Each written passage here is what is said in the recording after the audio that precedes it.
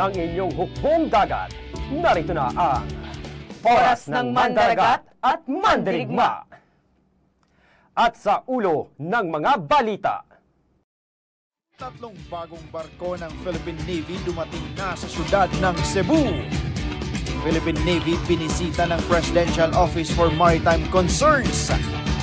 Philippine Marine Corps muling namayagpag sa Admirals Cup 2025. Philippine Navy namahagi ng tulong sa mga biktima ng nagdaang bagyo sa Bulacan. Pelikulang Food Delivery Fresh from West Philippine Sea mapapanood na. Milyon-milyong halaga ng smuggled cigarettes na sabat ng Philippine Navy. Simula na ang balitaan dito sa Oras ng Mandaragat at Mandirigma. Katotohanan ipapahayag, pagkalayag sa karagatan, magpapayapa sa kalupaan, pupukaw sa kamalayan, pagpayamanin ng kaalaman ng hukbong dagat. Oras ng Mandaragat at Mandirigma.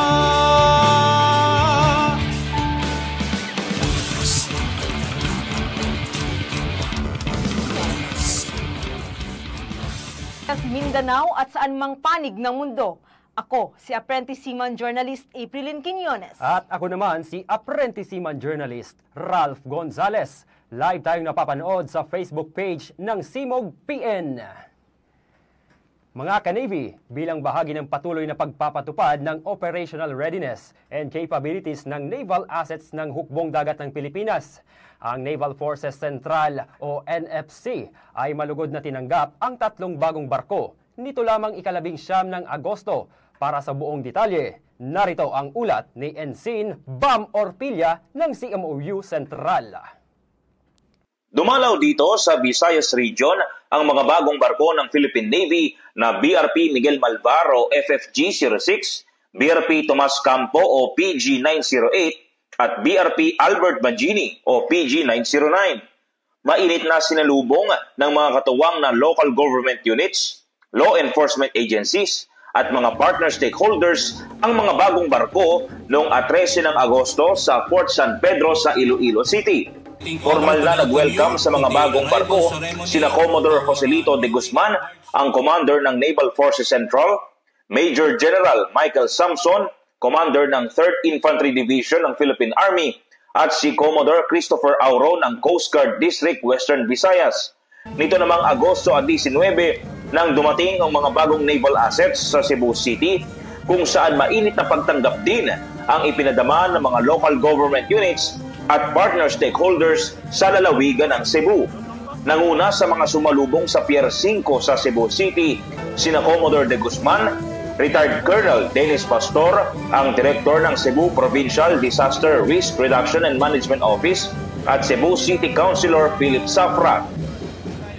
Ayon kay Commodore Joselito de Guzman, Commander ng Naval Forces Central, mahalaga ang papel na ginagampanan ng mga bagong naval assets sa pagpapalakas ng maritime security at pagsuporta sa mandato ng hukbong dagat sa Visayas Region. So, right now, they are brand new ships, so we are testing their capabilities. So, it's part of the ORAC, yung tinatawag natin na Operational Readiness and Capability Test. So, we will definitely have to test all the systems and also train our personnel on the different systems aboard ship. Matapos ang arrival ceremony, nagbukas ang mga naval assets para sa mga bisita at maging sa publiko na nais makita ang ipinagmamalaking kapabilidad ng mga bagong barko. Halindiri sa siyudad sang Iloilo, ako si Ensign Bam Orpilla nag-uulat para sa Oras ng Mandaragat at Mandirigma. Nagagalak na tinanggap ng Philippine Navy ang Presidential Office for Maritime Concerns Project Team na pinangunahan ni Professor J. Batumbakal sa isang courtesy call kasama si Major General Edwin, ang Vice Commander ng Philippine Navy sa headquarters ng Philippine Navy sa Manila. National Marine Policy, environmental priorities at iba pang isyung pang-seguridad ang naging sentro ng talakayan sa nangyaring courtesy call. Nagbahagi ng ilang mga ideya ang project team, kasama na rito ang partisipasyon ng mga stakeholders at adaptive maritime resiliency para sa bansa. Ito ay naglalayong maisakatuparan ang iba pang misyon ng Philippine Navy para sa kahandaan sa kahit ano pa mang sitwasyon para sa seguridad. Sa pamamagitan ng liderato ni Commodore Edward Ike M. Desagon, ang Northern Luzon Naval Command ay matagumpay na isinagawa ang opening ceremony ng Mobilization Exercise o MOBEX 2025 sa Vigan Convention Center, Vigan City, Ilocos Sur nitong 9 ng kasalukuyang buwan. Nagbigay partisipasyon sa naturang aktibidad ang nasa 135 Philippine Navy Reservists ng Northern Luzon sa training exercises at naval warfare na pinangunahan ng mga subject matter experts o SMEs. Ang ginanap na MOBEX 2025 ay nakatakdang mas paigtingin pa ang kahandaan at kasiguraduhan ng Reserve Force, partikular sa Ready Reserve Units na mapanatili ang individual at pangkalahatang abilidad, pagtutulungan, mga estratehiyang pang-operasyonal at bumuo ng mas matibay na public confidence sa hukbong dagat ng Pilipinas. Philippine Navy matagumpay na idinaos ang West Philippine Sea o WPS Caravan sa Valenzuela City. Para sa karagdagang detalye, narito ang ulat mula kay apprentice seaman journalist Kate Valerie Provido. Napakahalagang pag-aralan namin ito bilang isang kabataan dahil maipapakita namin sa pamamagitan ng pag-alam at pag-alam sa kultura nito yung karapatan natin sa ating bansa dahil hindi lang naman sa dahas, hindi lang naman sa pakikilahok sa mga kahit anong organisasyon, bagkus sa pagiging boses o pagbibigay natin ng boses sa sarili nating bansa ay may papakita natin ang sarili nating pagmamahal dito. Ito ang naging sagot ng grade 11 student na si Oscar S. Saldo III ng General Tiburcio de Leon National High School sa naging panayam sa kanya ukol sa usaping West Philippine Sea. Sinimula ng programa sa pamamagitan ng isang awiting pinamagatang kanluran na inilabas sa publiko nito lamang nagdaang pambansang araw ng mga bayani. Matagumpay ding inilunsad ng Philippine Navy ang WPS Caravan kasamang ibang partner stakeholders nito sa nabanggit na paaralan sa mga estudyante ng grade 6 at grade 11 nitong 18 ng Agosto taong kasalukuyan. Pinangunahan ni Commander Lady Chatterley Alvaro Sumbeli ang WPS Caravan sa pamamagitan ng isang talakayan patungkol sa mga mahalagang bagay ukol sa pambansang soberanya at kung ano ang papel ng mga kabataan sa usaping karapatan sa karagatan. Ang naturang aktibidad ay hindi lamang nilahukan ng mga estudyante, bagkus pati na rin ng mga guro. Bigyan kami ng pagkakataon to have a deeper understanding of the West Philippine Sea, that islands that are part of the West Philippine Sea, and the efforts of the Philippine Navy to protect the West Philippine Sea. Maraming salamat po. Holistic yung ipinakitang lecture sa mga bata. At nakita naman yung participation ng mga bata. Very active po sila. Marami silang natutunan. Natapos ang WPS Caravan sa pamamagitan ng awiting WPS Akin Ka na isang pahiwatig para sa lahat na ang West Philippine Sea ay sa Pilipinas at mananatiling para sa Pilipinas lamang. Bayanihan para sa WPS Caravan, kaalaman para sa kaunlarang pangkaisipan ng mga kabataan. Ito ang inisyatibong handog ng Philippine Navy katuwang ang mga stakeholders na hikayating maikintal sa isipan ng mga kabataan at mas mapalalim ang ugnayan ng mga ito sa napapanahong talakayan patungkol sa West Philippine Sea. Mula rito sa paaralan ng General Tiburcio de Leon, ako si apprentice seaman journalist Kate Valerie Provido nag-uulat para sa oras ng Mandaragat at Mandirigma. Samantala, nakilahok naman ang hukbong dagat ng Pilipinas sa Amnex at Malfilaut 2025. Narito ang balitang hatid ni apprentice seaman B. Mark Belinario ng CMOU NCR. Isinagawa ang isang send-off ceremony para sa mga kalahok mula sa Philippine Navy na lalahok sa dalawang mahalagang naval exercises, ang 3rd ASEAN Multilateral Naval Exercise 2025 o AMNEX na layuning paigtingin ang interoperability, responsiveness and readiness ng mga bansang kasapi ng ASEAN Navies, at ang Malfilaut, isang bilateral exercise sa pagitan ng Philippine Navy at Royal Malaysian Navy. Isang mahalagang hakbang para sa ating maritime security ang isinagawa ng Philippine Navy nang formal na ipagdiwang ang send-off ceremony sa Naval Operating Base Subic, Zambales nitong ika-9 ng Agosto taong kasalukuyan, kung saan dumalo ang mga opisyal, tauhan at mga pamilya upang magbigay ng inspirasyon at suporta sa mga mandaragat at mandirigma na haharap sa mahalagang misyon.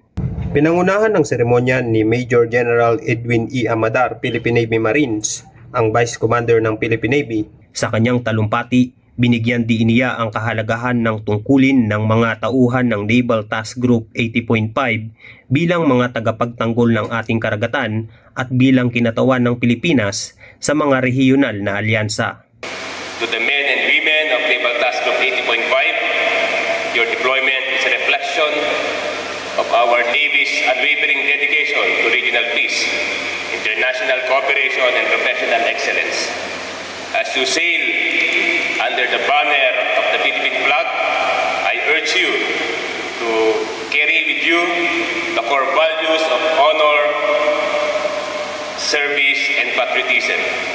Ang naturang grupo ay pinangunahan ng barkong pangdigma na BRP Antonio Luna o FF-151 na magsisilbing pangunahing surface combatant ng Philippine Navy na gaganapin at pangungunahan ng Royal Malaysian Navy sa Pinang, Malaysia mula ika-15 hanggang 22 ng Agosto taong kasalukuyan.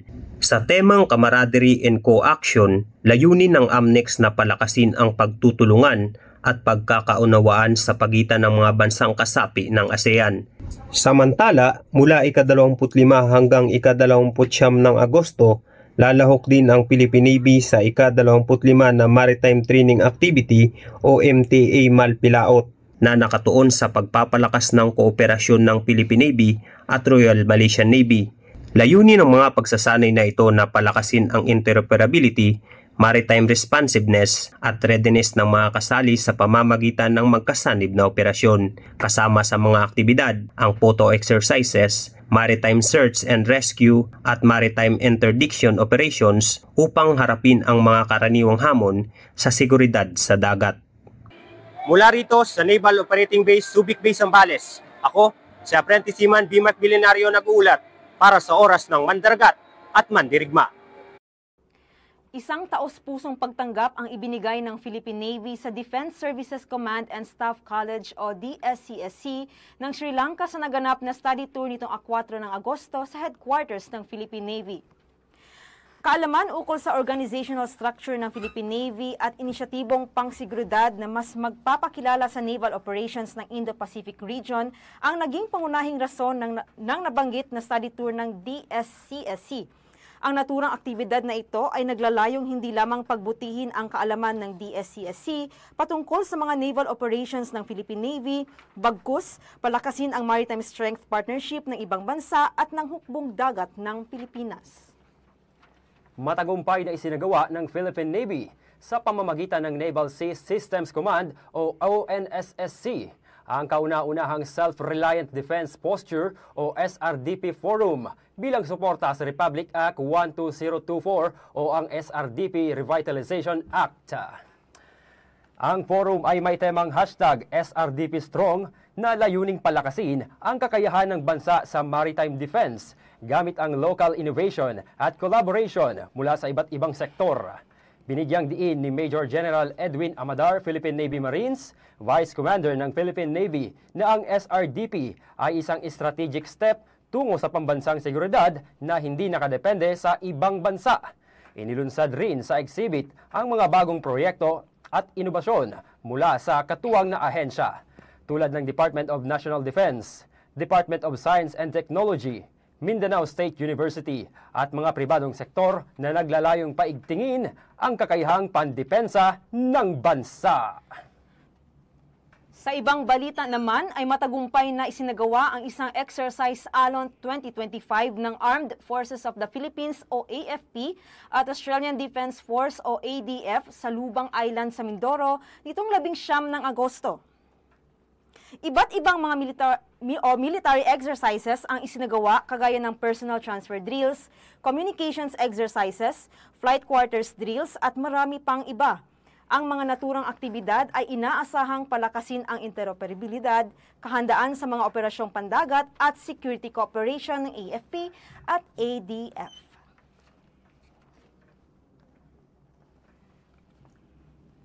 Samantala, maiba naman tayo partner, ano? Ang ating matutunghayan ngayon ay isang napakahalagang paksa na may kinalaman din sa ating seguridad at impormasyon sapagkat partner laganap na ngayon sa social media itong mga fake news.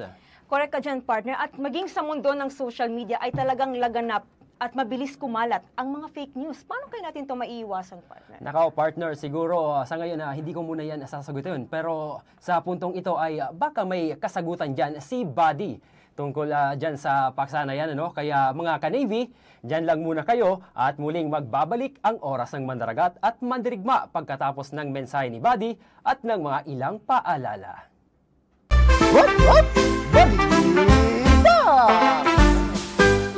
Magandang araw mga ka-Navy! Nandito ako para linawin ang ilang mga chismis na lumalangoy sa dagat at sa internet. Excuse me, paalala lang po, lahat ng isla sa inyong West Philippine Sea ay pag-aari namin. You know? Oh, tingnan mo? Damn!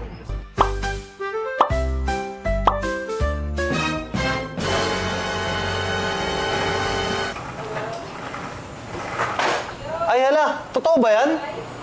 Relax lang mga tropa. Ang totoo, fake news yan! Let's get straight to the facts. Maraming mga balita at impormasyon ang lumalabas tungkol sa West Philippine Sea. Pero may mga pagkakataon na ang mga impormasyong ito ay hindi totoo o hindi kumpleto. Pero sa mundo ng social media, mahalaga na malaman din natin ang pagkakaiba sa pagitan ng misinformation at disinformation.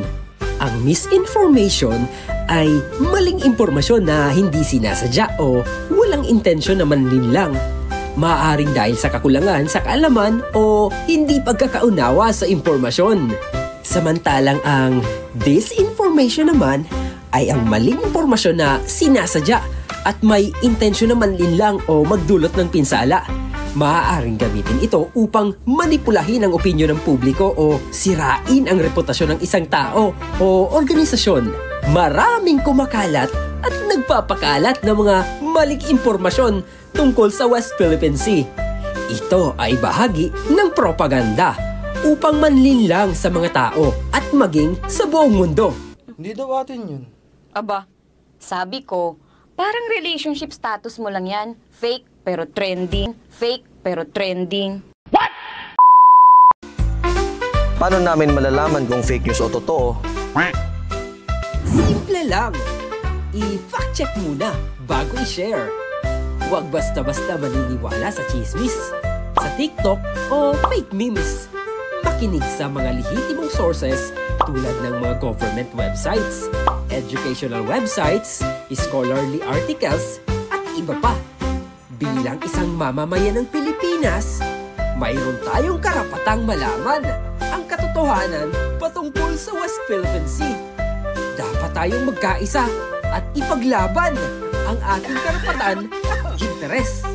Ko, naubo naman ako sa dami ng fake news. Masakit po ba? Mas masakit ang katotohanan, no?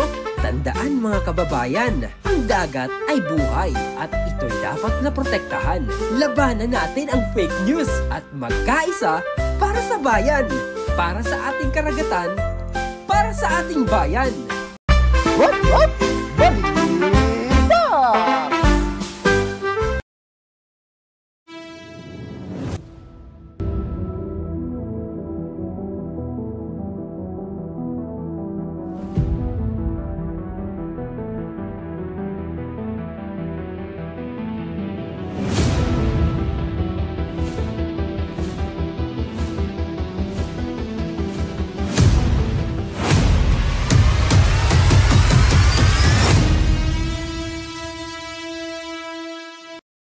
Sa oras ng bagyo, lindol, sunog, o anumang sakuna, napaka-importante na lagi tayong handa. Kaya mainam na mayroon tayo sa loob ng ating bahay o opisina ng survival bag o mas kilala sa tawag na Go Bag. Ang Go Bag ay isang survival kit na naglalaman ng iba't ibang gamit na makatutulong sa atin sa oras ng sakuna. Isa-isahin natin ang checklist ng mga gamit na nilalaman ng Go Bag. Una, dapat mayroon itong nilalaman ng mga pagkain o emergency food. Dapat may malinis na tubig, mga pagkain hindi agad nasisira, kagaya ng canned goods at crackers. Sunod sa listahan, ang first aid kit. Dapat naglalaman ito ng bandage, micropore tape, alkohol na panglinis ng mga sugat, mga gamot at iba pang kailangan sa paunang lunas. Pangatlo, ang hygiene kit. Mag-imbak sa loob nito ng sabon, shampoo, sanitary napkin, toothbrush, at toothpaste. Toolkit. Dapat may pocket knife na may can opener, flashlight, at posporo o lighter, lubid o tali, at pito para magamit sa paggawa ng tunog kung sakaling kinakailangan humingi ng saklolo. Damit at beddings. Maglagay ng magaan na sapatos o tsinelas, jacket o damit na panglamig, kumot at balabal, at mga damit na tatagal ng 3 araw.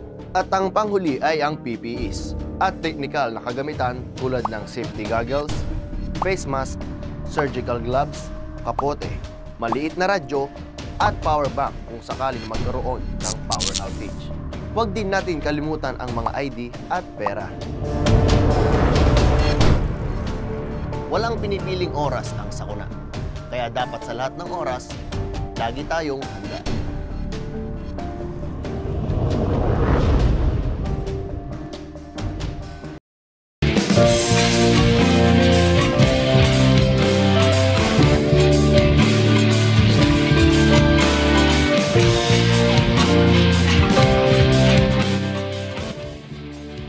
At mandirigma. Para naman sa ating balitang sports, Philippine Marine Corps muling namayagbag sa Admirals Cup 2025. Narito ang ulat ni Apprentice Seaman journalist Brian Chin Abe. Matapos ang ilang linggong puspusang kompetisyon, tagisan ng galing at palitan ng sigawan sa mga court at field, isa lang ang namayagpag. At yan ay walang iba kundi ang Philippine Marine Corps na itinanghal na overall champion sa kakatapos lang na Admirals Cup 2025. Bitbit ang determinasyon at diwa ng tunay na mandirigmang Pilipino. Sinungkit ng Marines ang pinakamataas na karangalan matapos ang kanilang dominanteng performance sa iba't ibang sports events. Namayagpag din ang Philippine Fleet kung saan sila ang itinanghal na first runner-up. Samantala, second runner-up naman ang Group 5 na binubuo ng Naval Sea Systems Command, Naval Logistics Center, Naval Cyber Warfare Force, Naval Installation Command, at Naval Education Training and Doctrines Command at ng Naval Forces. Our winners this year have proven their mettle, and I congratulate you all for your outstanding feats. Bukod sa awarding ng mga tropeyo at medalya, tampok din sa seremonya ang pagbaba ng watawat ng bawat team. Hudyat na opisyal nang nagtapos ang taunang paligsahan. Sa pagtatapos ng Admirals Cup ngayong taon, dala-dala ng bawat unit ang mas lalong pinatibay na samahan at respeto sa isa't isa, hindi lang bilang atleta kundi bilang mga tagapagtanggol ng bayan. Ang pagtatapos ng Admirals Cup 2025 ay simbolo ng pagkakaisa ng Philippine Navy. Mula rito sa Jurado Hall, ako, si Apprentice Seaman journalist Brian Chin Abe nag-uulat para sa Oras ng Mandaragat at Mandirigma. Para naman sa ating balitang probinsya, milyon-milyong halaga ng smuggled cigarettes ang nasabat ng Philippine Navy. Ating alamin ang buong ulat mula kay Apprentice Seaman journalist Bethany Grace Ganayo ng CMOU Western Mindanao. Nasabat ng Western Mindanao Naval Command ang 13 milyong halaga na smuggled tobacco products sa baybayin ng Sulu. Matagumpay na naharang ng Western Mindanao Naval Command sa pinagsamang koordinasyon ng Bureau of Customs sa Zamboanga City. Ang motorboat na Romar na may dalang tinatayang 13 milyon na halaga ng sari-saring produkto sa baybayin ng Haji Panglima Tahil Sulu noong 5 ng Agosto taong kasalukuyan. Nakumpiska ang humigit 226 na master case ng iba't ibang mga produkto ng tabako na nagkahalaga ng mga sumusunod. 149 master cases champion na may halagang 8,537,700 pesos. 57 master cases New Berlin na may halagang 3,266,100 pesos. 16 master cases ng New Far Red na may halagang 916,800 pesos. At 4 na master cases ng New Far Green na may halagang 229,200 pesos. Nasamsam din ang barko ng isang Jungkong type na motorboat na nagkahalaga ng 150,000 pesos. Ang pagdakip ay labag sa Republic Act No. 10863 or Customs Modernization and Tariff Act at mga kaukulang regulasyon ng Bureau of Internal Revenue and National Tobacco Administration sa ilalim ng Executive Order No. 245 at mga kaugnay na issue. Ang bangka na pinamamahalaan ng 4 na tripulante ay nakita at nahuli ng Western Mindanao Naval Command Operating Elements sa humigit kumulang 3.8 nautical miles sa silangan ng Teo Mabal Island, Haji Panglima Tahil Sulu, bandang 10:30 ng gabi. Ang joint operation ay bahagi ng pinaigting na Maritime Security Patrol ng Western Mindanao Naval Command na naglalayong hadlangan ang smuggling at iba pang iligal na aktibidad sa loob ng Sulu at Celebes Seas. Mula dito sa Western Mindanao Naval Command, ako po sa Apprentice Seaman Journalist Bethany Grace Espinayo, Philippine Navy, nag-uulat para sa oras ng Mandaragat at Mandirigma. Samantala, naghatid ng libreng serbisyong medikal at dental ang Naval Forces Eastern Mindanao o NFEM sa pangunguna ng Civil Military Operations Unit Eastern Mindanao, katuwang ang iba't ibang partner stakeholders sa Barangay Pundagitan, Governor Generoso, Davao Oriental. Mula sa CMOU Eastern Mindanao, narito ang ulat ni Apprentice Seaman Mayla Bactol. Mahigit 1,000 residente mula sa 5 barangay sa bayan ng Governor Generoso ang nabigyan ng libreng serbisyong medikal at dental sa isinagawang Medical and Dental Capability Assistance Program noong 10 ng Agosto taong kasalukuyan sa Barangay Pundagitan. Pinangunahan ng Naval Forces Eastern Mindanao sa pamamagitan ng Civil Military Operations Unit Eastern Mindanao, katuwang ang iba't ibang partner stakeholders ang naturang outreach program. Umabot sa 1,225 na benepisyaryo mula sa Barangay Lavigan, Barangay Tagabebe, Barangay Pundagitan, Barangay Surup at Barangay Nangan ang nakatanggap ng mga sumusunod na libreng serbisyo. Libreng bunot ng ngipin, random blood sugar at blood typing, medical check-up, eye check-up at libreng salamin, minor surgery gaya ng tanggal bukol, libreng tuli at gupit. Bahagi rin ng isinagawang outreach ang isang information drive mula sa Bureau of Internal Revenue at National Commission on Indigenous People, kung saan ipinaabot sa mga residente ang mahalagang impormasyon ukol sa buwis at mga karapatan ng mga katutubo. Kasabay nito, isinagawa rin ang isang feeding activity at pamimigay ng mga laruan para sa mga bata. Handog na saya at pag-aalaga para sa mga bataang bahagi ng komunidad. Layo ng programang MedCap at DenCap na maihatid ang dekalidad at abot-kayang serbisyong medikal sa mga malalayong komunidad. Gayon din ang pagpapalakas ng ugnayan at pagtutulungan ng mga lokal na pamahalaan at mga partner stakeholders para sa holistic community development.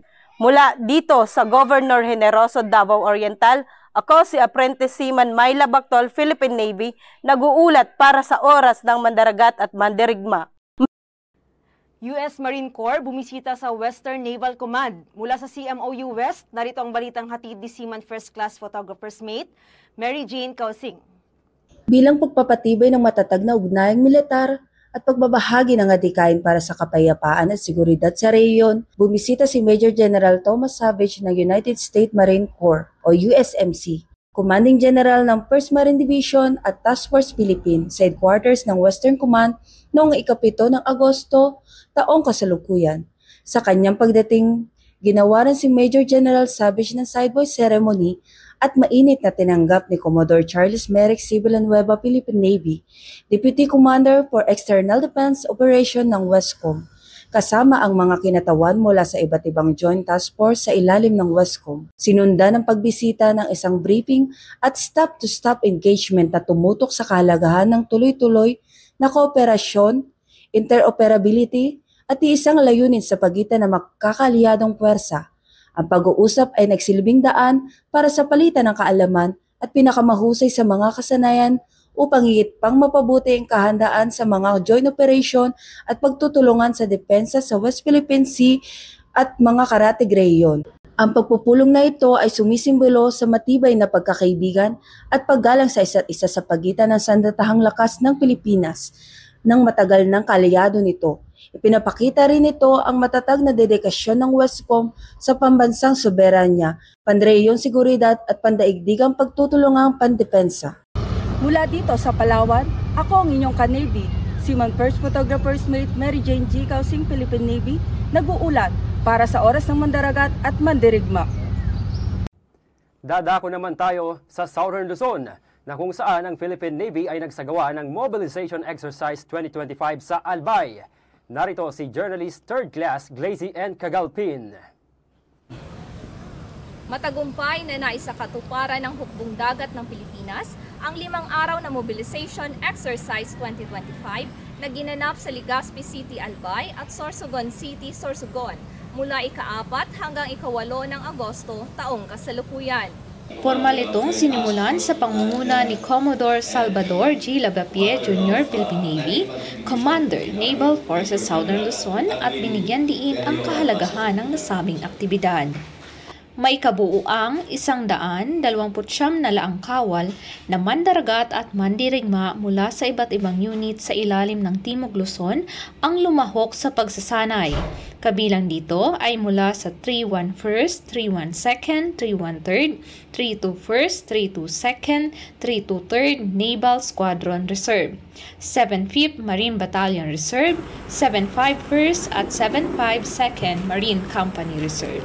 Sumailalim ang mga kalahok sa water search and rescue, collapsed structures search and rescue, beach landing site and hydrographic survey at immediate action drills. Tampok din ang shipboard evolution sakay ng BRP Leovigildo Ganchoque, PC-384 at BRP Federico Martir, PC-385 na kinabibilangan ng emergency getting underway, general quarters, fire at sea, man overboard at ship maneuvers. Kasabay nito, isinagawa ang civil military operations activity tulad ng community outreach program sa Barangay Santo Niño, Bacon District, Sorsogon City. Dito ay naghatid ng serbisyong medikal at dental, pamamahagi ng Manapak Rice, libreng gupit, libreng masahe, spiritual counseling at legal consultation. Nagsagawa rin ang Peso Sorsogon City at mga tauhan ng Philippine Navy ng information drive para sa mga naghahanap ng trabaho at nagnanais maging bahagi ng hukbong dagat ng Pilipinas. Tinalakay rin ang kampanyang Mulat para sa West Philippine Sea. Nagpahayag ng taus-pusong pasasalamat ang mga kalahok sa karagdagang kaalaman at karanasang kanilang nakamit mula sa pagsasanay. Nagpapasalamat naman din po ako sa Naval Forces Southern Luzon na nagkaroon kami ng isang pagkakataon na makasama kami dito sa MOBEX 2025. Formal na nagtapos ang MOBEX 2025 sa isang closing ceremony na dinaluhan ni Major General Aldwin I. Almase, Philippine Army, Commander Joint Task Force Bicolandia, Commander 9ID Philippine Army. Ang tagumpay ng MOBEX 2025 ay patunay ng kahandaan at kakayahan ng Philippine Navy Reserve Force sa pagtugon sa anumang banta ng seguridad at sakuna at upang mapagtibay ang interoperability ng reserve at regular forces ng hukbong dagat ng Pilipinas. Ang inyong Philippine Navy ay patuloy na magsasagawa ng mga pagsasanay bilang bahagi ng ating misyon na mapanatili ang kapayapaan, seguridad at serbisyo sa mamamayang Pilipino. Mula rito sa Legazpi City, ako si journalist 3rd class Glazy N. Cagalpin, nag-uulat para sa oras ng mandaragat at mandirigma.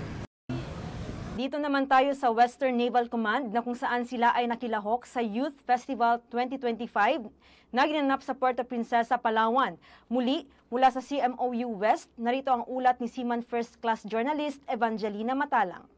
Nandito po tayo ngayon sa Sabang Wharf kung saan ay kasalukuyang ginaganap ang Youth Festival. Bilang bahagi ng selebrasyon ng Youth Month, nagsagawa ng iba't ibang aktibidad para sa mga kabataan ng City Youth Councilor ng Puerto Princesa, Palawan.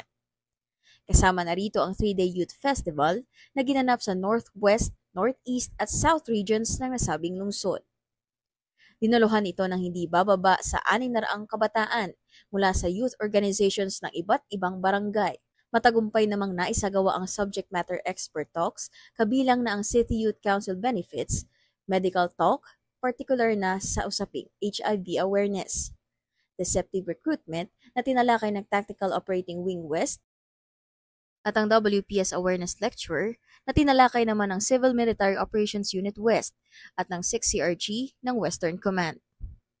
Nagsilbi bilang dagdag kaalaman ang nasabing aktibidad para sa mga kabataan. Naging daan din ito upang gisingin ang kanilang kamalayan at maging inspirasyon ito upang lalo pang pagtibayin ang kanilang dedikasyon na ang kanilang boses at kakayahan ay malaking kontribusyon sa pag-unlad ng bansang Pilipinas. Mula dito sa Palawan, ako ang inyong ka-Navy, Seaman First Class Journalist Jeline Matalang para sa Oras ng Mandaragat at Mandirigma. Malusog na pangangatawan, masiglang pamumuhay. Ngayon ay ating pag-uusapan ang mga sakit patungkol sa respiratory illnesses. Kaya naman mga ka-Navy, narito ang ating konting pasilip o sneak peek kung paano ba natin mapoprotektahan ang ating mga baga mula sa iba't ibang uri ng respiratory illnesses. Narito ang Doktok.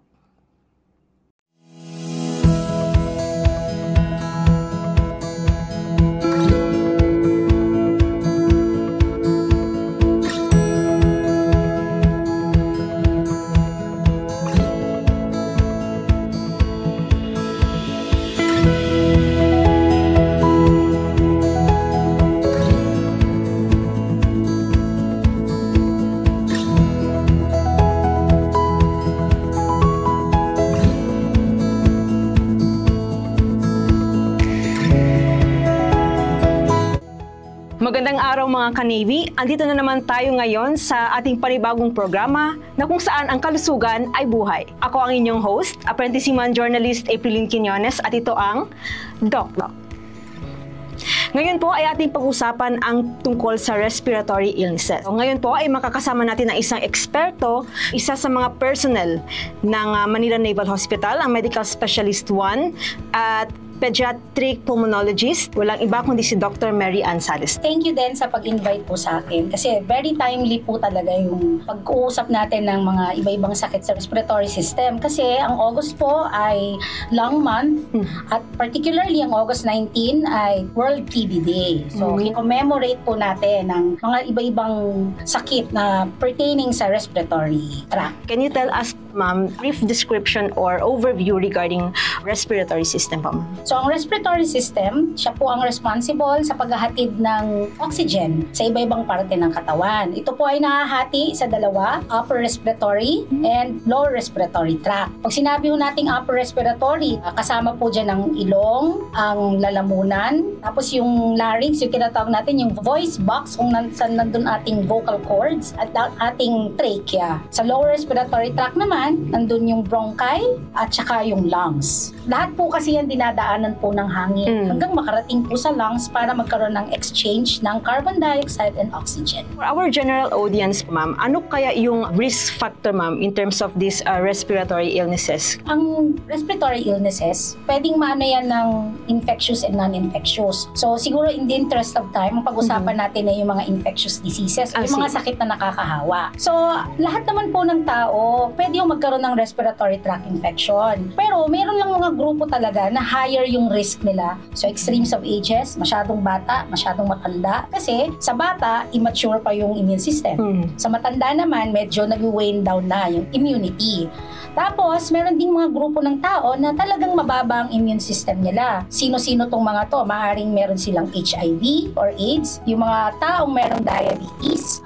May mga tao din kasi na meron silang mga sakit na na nagpapababa pa ng kanilang immune system. And yung living conditions, if nakatira po kayo sa isang bahay na kulob, hindi masyadong magandang ventilation, meaning yung pasok at labas ng hangin, na-hamper or naharangan, isa po yun sa mga conditions na pwedeng mag-cause ng increased risk for respiratory infections. Pwede niyo po bang i-share sa amin, ma'am, yung mga prevention strategies para maiwasan po yung mga ganitong klaseng sakit? So, since nasa infectious disease po tayo, magpababakuna po cannot be overemphasized. So, meron pa tayong mga bakuna na available to prevent po yung mga respiratory infections like pertussis. Hindi lang po mga bata ang kailangan bakunahan, kahit po tayong mga adults, kailangan po natin ng booster shots kahit every 10 years ng tetanus, diphtheria, and pertussis. Pneumococcal vaccine para sa pneumonia. Flu vaccine yearly para maiwasan magkaroon ng flu. Recently, merong na-approve na vaccine for adults, yung reticulosyncytial virus. Isa siyang common cause ng viral pneumonia sa both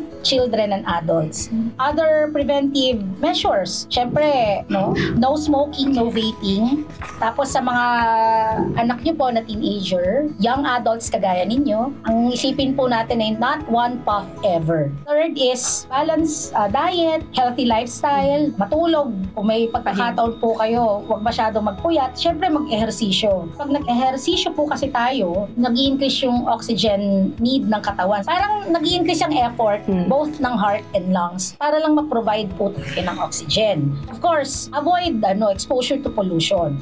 Okay, so indoor and outdoor pollution, and kung kaya po na mas well-ventilated po yung ating mga tinitirahan, mas maganda po. Thank you very much, ma'am, for this time na ibigay niyo po sa amin sa kaalaman po regarding respiratory illnesses. Again, for the opportunity to explain more about respiratory illnesses and what we can do to avoid having respiratory tract illnesses. Yes, ma'am. Thank you, mga ka-Navy. Once again, this is your host, Apprentice Seaman Journalist April Quinones, at lagi nating tatandaan that health is always wealth.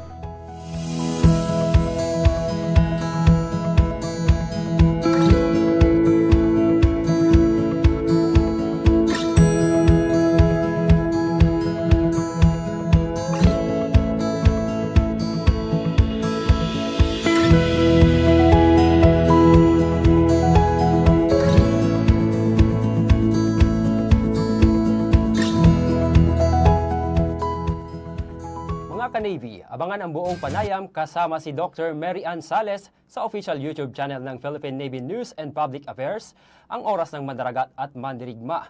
Mga ka-Navy, tamang oras ho natin, alas 6 minutos makalipas ang alas 5 ng pagkahapon, manatiling nakatutok at kaming magbabalik pagkatapos ng ilang paalala.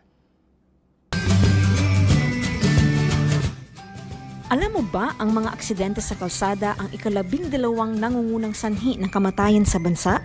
Ayon sa datos ng DOH, umaabot sa 703 ang aksidente sa kalsada sa loob lamang ng 15 araw, kung saan 71% ay sangkot ang mga motorsiklo at 5 sa 8 nasawi ay mga motorcycle rider. Alamin ang mga dapat gawin. Simog PN Safety Tips and Reminders. Tip number 1, Dr. Blow Bag Seat. Tip number 2, magsuot ng tamang protective gear. Tip number 3, sundin ang mga batas trapiko. Tip number 4, sundin ang speed limit. At tip number 5, panatilihin ang ligtas na distansya. Maging alerto sa biglang peligro. Dahil rider na alisto, iwas peligro.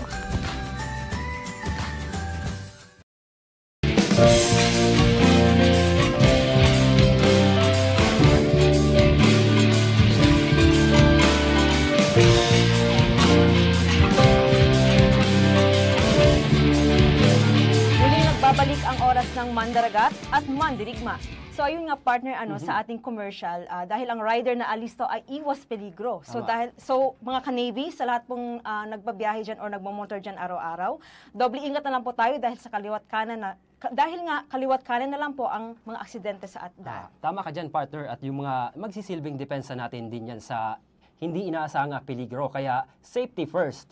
At kaya speaking of depensa, alinsunod sa kautusan ng Department of National Defense, nireorganisa at pinalitan ang pangalan ng Naval Information and Communications Technology o NICTC bilang Naval Cyber Warfare Force o NCWF sa isinagawang renaming ceremony.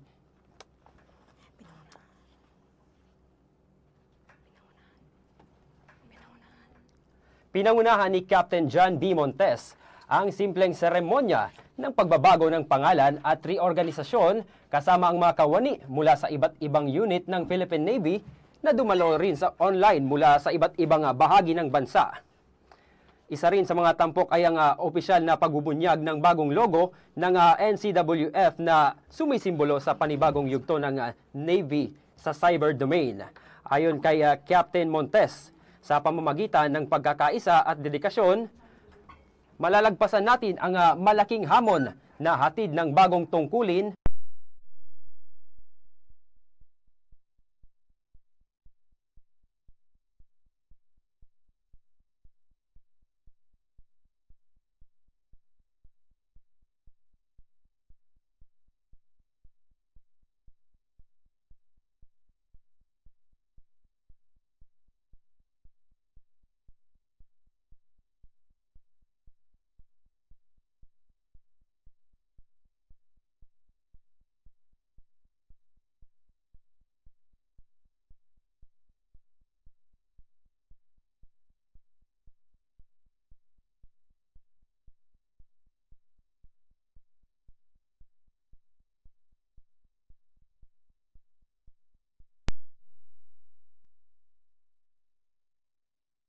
din ng aktibidad na ito ang feeding program at ibang libreng serbisyo kagaya ng pagpapagupit ng buhok.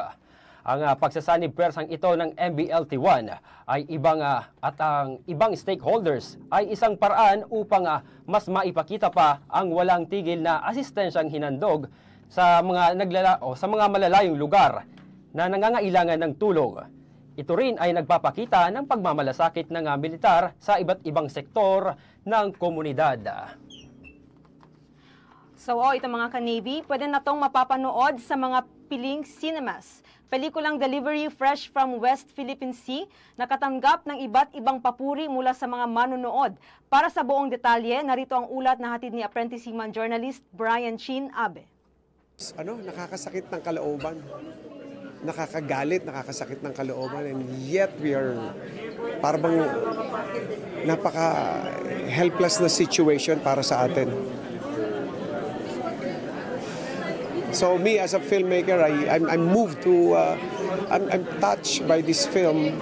I think I should do a movie about this and tell the whole world what's happening.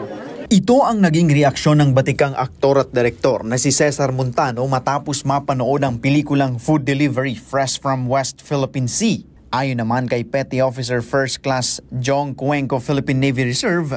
Very informative, nakakalungkot at the same time nakakatuwa na nalalaman po natin kung anong nangyayari doon sa West Philippine Sea, sa tropa po natin, sa mga mangingisda po natin, sa mga kababayan po natin nandun po, apektado po sila. Kaya kailangan po natin paglaban ang West Philippine Sea. Ang kanilang reaksyon ay nagpapakita ng malalim na pag-unawa sa isyong panlipunan at tinatalakay ng pelikula at ng kanilang suporta sa mga proyektong nagbibigay boses sa ating mga kababayan. Ang pelikula ay bahagi ng charity film screening na inorganisa ng Youth Empowerment Society for the West Philippine Sea o YESWPS, isang organisasyong binubuo ng kabataan na nagsusulong ng karapatang pandagat ng Pilipinas at nagbibigay suporta sa mga apektadong sektor. Isinagawa ang event bilang fundraising initiative. Bahagi ng kita mula sa mga tiket ay mapupunta sa mga Pilipinong mangingisda, habang ang iba naman ay iaambag sa mga nasalanta ng kamakailang bagyo. Ang Food Delivery Fresh from West Philippine Sea ay isang dokumentaryo ng award-winning director na si Baby Ruth Villarama na nagpapakita ng katapangan ng mga mangingisda na humaharap sa banta ng mga dayuhang barko sa sarili nating teritoryo. No, we were just inspired by the courage of our soldiers assigned in these remote areas and watching the lived experience of our fisherfolk. Sa huli, hindi lamang karanasan sa pelikula ang iniiwi ng mga manunood. Bitbit nila ang mas malalim na pagkaunawa sa isyong pangkaragatan at ang panawagan na makialam, makiisa at makibaka para sa karapatan ng bawat Pilipino. Paglaban talaga natin yung sariling atin. Let's support fishermen and support lang talaga. Isang pelikula, isang gabi, isang adhikain para sa bayan. Mula sa personal na kwento hanggang sa pambansang advokasya, patuloy ang laban sa dagat, sa puso at sa kilos. Mula rito sa Sinimuan, Rockwell, Makati City, ako, si Apprentice Seaman Journalist Brian Chin Abe nag-uulat para sa Oras ng Mandaragat at Mandirigma. Puspuson pa rin ang Philippine Navy sa pag-abot ng tulong lalo na sa mga residenteng naapektuhan ng nagdaang bagyo sa Bulacan. Kamakailan lang ay nagsagawa ng disaster relief operation ang mga personnel ng Philippine Navy sa nasabing lugar. Narito ang iba pang detalye. Mahigit 2 linggo na ang nakalipas. Pansamantala pa ring naninirahan sa evacuation center si Ana Melissa de Guzman kasama ang kanyang asawa dahilan sa matinding pagbaha na dulot ng nakaraang bagyong Krising sa kanilang tahanan. Kain po talaga ito lagi pong baha. Pagka konting lang po ng ulan, malalakas na hindi nagsusunod-sunod dahil sasabayan pa ng high tide dahil lumalaki tubig. Tapos lumalaki tubig tsaka po kami pumunta din. Ngunit sa gitna ng pagsubok, nariyan ang mga pribadong organisasyon at ahensya ng gobyerno na handang tumulong. Bagamat alauna pa lang ng madaling araw ay puspos na ang Philippine Navy sa pangunguna ng Civil Affairs Unit sa paghakot ng mga relief goods mula sa Buddhist Tzu Chi Foundation, Santa Mesa, Manila upang ihatid sa Hagonoy, Bulacan. Mahigit 1,000 relief goods ang naibahagi ng Philippine Navy katuwang ang Buddhist Tzu Chi Foundation sa mga residente dito sa Barangay San Miguel, Hagonoy, Bulacan nitong 9 ng Agosto, taong kasalukuyan. Ang nasabing relief packs na naglalaman ng bigas, biscuits, gamot, vitamins, kumot, banig at hygiene essentials ay naiabot sa 1,226 na pamilya na lubos nang naapektuhan ng severe tropical storms Krising, Dante at Emong. Ang pagsisikap na ito sa pagitan ng Philippine Navy at ng Buddhist Tzu Chi Foundation ay sumasalamin ng iisang pangako na handang tulungan at suportahan ang mga komunidad lalo na sa panahon ng kalamidad at sakuna. Ayon naman kay Benson Lau, isa sa mga personnel ng Buddhist Tzu Chi Foundation, isang malaking oportunidad sa kanila na makatrabaho ang Philippine Navy upang maghatid ng pag-asa sa mga residenteng naapektuhan ng bagyo. Now that we have the opportunity to work with the Philippine Navy, then we show the people the presence of government. So I think this is very important. Laking pasasalamat naman ni Lamberto Lopez, ang barangay kagawad ng Barangay San Miguel, at maging si Ana Melissa de Guzman sa Philippine Navy na laging handang tumulong at magbigay ng serbisyo alang-alang sa bayan. Member po ng Philippine Navy, salamat po sa inyo ng marami. Handa po kayo laging tumulong sa panahon po ng calamity and disaster. Nandito po kayo para ibigay po ang inyong services po. Maraming salamat po kasi kahit makakatulong, malaking tulong na rin po sa kahit pa paano makakaraos. Ang inyong Philippine Navy ay handang umagapay sa mamayang Pilipino saan man at kailanman. Mula rito sa Barangay San Miguel, Hagonoy, Bulacan, ako si Apprentice Seaman Journalist April Quiñones, nag-uulat para sa Oras ng Mandaragat at Mandirigma.